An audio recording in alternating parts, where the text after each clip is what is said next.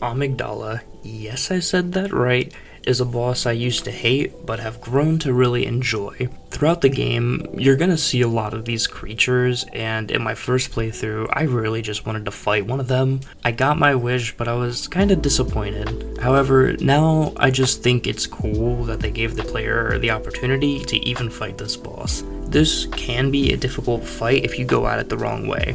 If you're like me, I instantly went for his legs because I thought it would be the easiest to hit, but hitting there does no damage, so just avoid doing that. The way FromSoft designed this fight makes it so that the player should always fight in front of Amygdala, waiting for it to lower its head or arms after one of its combos.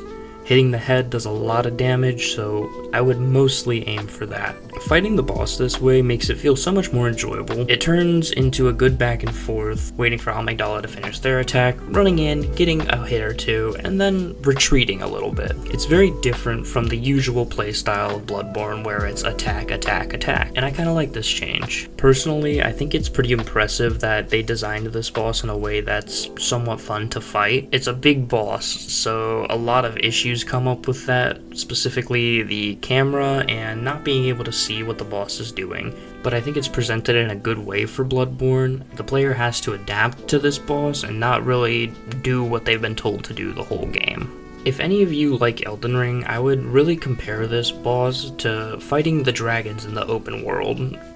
You also have to wait for them to lower their head and get some good damage in. Amygdala is just a well-rounded boss when it comes to movesets or different phases. Phase 1 is all about the melee combat, simple attacks that don't require too much attention.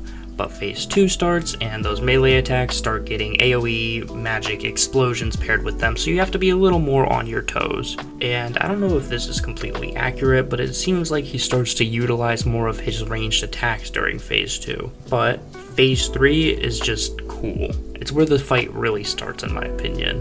This fucker rears up and rips 2 of his back arms off and starts using them as weapons.